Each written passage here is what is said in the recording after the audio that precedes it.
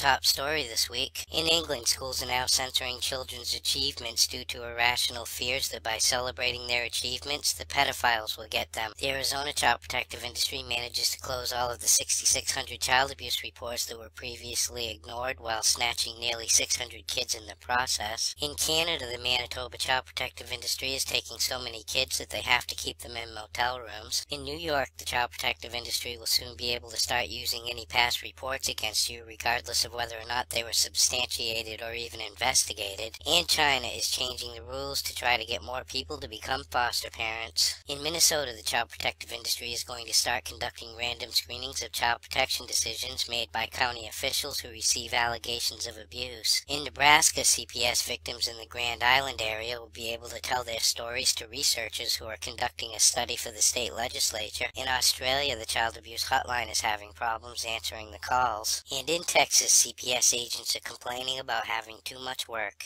A bill that is supposed to prevent the trafficking and exploitation of foster kids has passed both the House and the Senate and is headed for President Obama's desk. In England, the child protective industry is re-snatching 5,000 kids who they let go home every year. The British child protective industry is begging for more foster parents so they don't have to keep separating brothers and sisters who they probably shouldn't be snatching anyway. In Vermont, lawmakers are told about the failings of the child protective industry, calling it neither consistent nor cohesive. And in Wisconsin, the number of kids who are being abused while in state care is on the rise. In California, a kid dies less than a month after the child protective industry ignored a report that the mother had mental problems and couldn't properly care for a 5-year-old. In Illinois, jury selection continues for a foster care provider who killed a 4-year-old child back in 2011. In Michigan, a foster mother gets 2 years probation and $1,400 in fines for manslaughter after a girl in her care choked on a peanut butter sandwich. A former Oklahoma CPS agent pleads guilty for blowing off an investigation where a 15-year-old with pneumonia died from neglect. And in Colorado, a 20-year-old foster mother was arrested for murder by child abuse after she grabbed an 11-month-old baby by the throat and shook her because she wouldn't stop crying. In Australia, victims of sexual abuse that happened at a children's home are coming forward. In Canada, the child protective industry pushed a mother to take back a convicted child molester into her home and then did nothing to protect their kid and another preteen girl when he raped them. In Tennessee, a foster father was charged with raping a 12-year-old girl. In Wisconsin, a woman sued the child protective industry and the CPS agent who forced her to have sex with him under the threat of losing her kids. Of course, the state is found not liable for the abuse, but she does win $1.05 million from the CPS agent who raped her. In Canada, the child protective industry wants to remove an Aboriginal child from her family to give her chemotherapy. 2 kids from a Jewish sect in Quebec who are in foster care escape and take a bus to upstate New York to be with their fathers. And a CPS agent from Saskatchewan, Canada got stabbed by one of her victims who decided to fight back. In England, a judge blasts social workers for wrongfully taking a disabled teenager away from her parents. In New Jersey, a foster mother is fighting to get 2 foster kids she wanted to adopt back after CPS agents said her new husband couldn't be in the home with them and took them away even though she already adopted one of the kids' biological siblings. And finally, tonight in Oregon, a grandmother is claiming that the child protective industry retaliated against her by denying her visitation because she shared information with the media. For these stories and all the latest dirt on the child protective industry, visit www.legallykidnapped.com. And until next week, this is Baby LK,